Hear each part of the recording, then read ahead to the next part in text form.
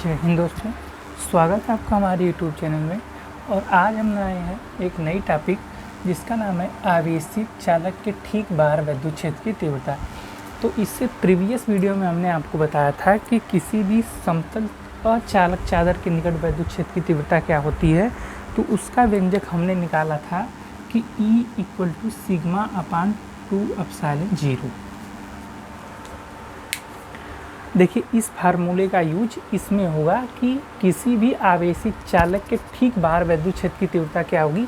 एक हमने आवेशित चालक लिया है जिसका आवेश का पृष्ठ घनत्व, आवेश का पृष्ठ घनत्व क्या होता है कि यदि किसी भी समतल पृष्ठ पर, किसी भी पृष्ठ पर यदि आवेश A हो, उसकी एरिया A हो और उस पर आवेश Q हो, तो इसकी अनुपात को ही हम क्या कहते हैं, आवेश का पृष्ठ घनत्व कहते हैं, जिसे सिग्मा से डिनोट करते हैं। और किसी भी समतल चालक के लिए बाहर विद्युत क्षेत्र की तीव्रता E क्या होती है, σ/2ε0। तो इसी फार्मूले का यूज करके हम क्या करेंगे, किसी भी आवेशित चालक के ठीक बाहर विद्युत के क्षेत्र की तीव्रता ज्ञात करेंगे। चलिए लिखेंगे क्या कि माना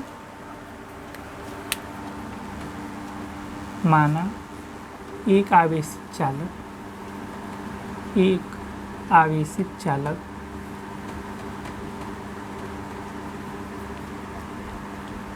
जिसका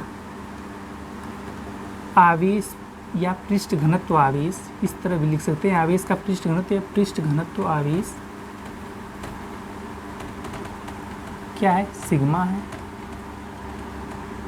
और ये कौन सा चार्ज है, पॉजिटिव चार्ज। तो ये लिख भी सकते हैं कि यह प्लेट या यह चालक धन आवेशित है।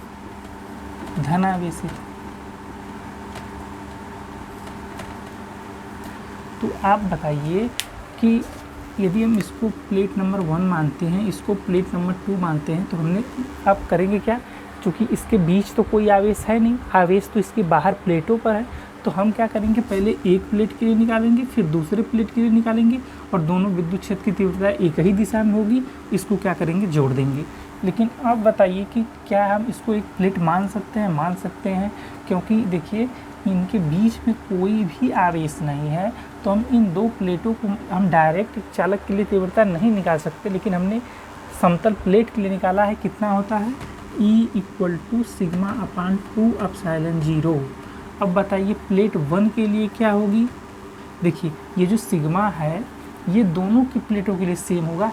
ε0 कांस्टेंट है, 2 भी कांस्टेंट है, तो ये दोनों प्लेटों के लिए ही हमेशा यही वैल्यू रहेगी, वैल्यू इसमें चेंज नहीं होगी। E2 क्या हो जाएगा, σ/2ε0। चादर 1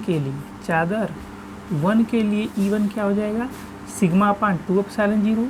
और चादर 2 के लिए क्या हो जाएगा, सेम, क्योंकि इस पे जो आवेश है वह एक समान रूप से है, अतः इसका जो पृष्ठ घनत्व होगा दोनों के लिए समान होगा। और विद्युत क्षेत्र की तीव्रता चूँकि दोनों पॉजिटिव चार्ज हैं, तो क्या होगा, दोनों बाहर की ओर होगा और एक ही दिशा में है।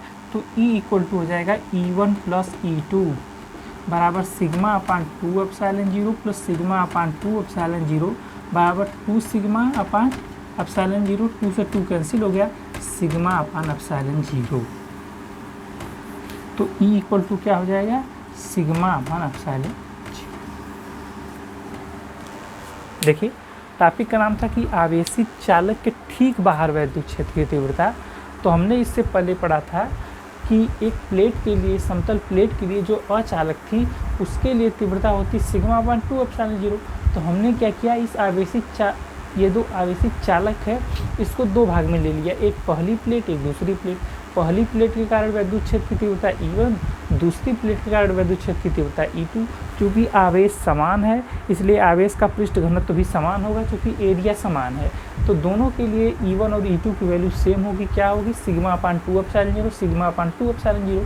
अब ये दोनों एक ही दिशा में है, सदिश राशि है, तो क्या करेंगे, दोनों को जोड़ देंगे, σ/2ε0 σ/2ε0। बराबर सिग्मा अपान एप्सिलॉन 0।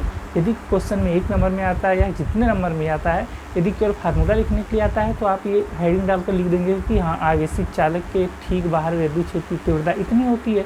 लेकिन यदि प्रूफ करने के लिए आएगा तो आप इस प्रकार थ्योरी लिखकर प्रूफ करेंगे। जय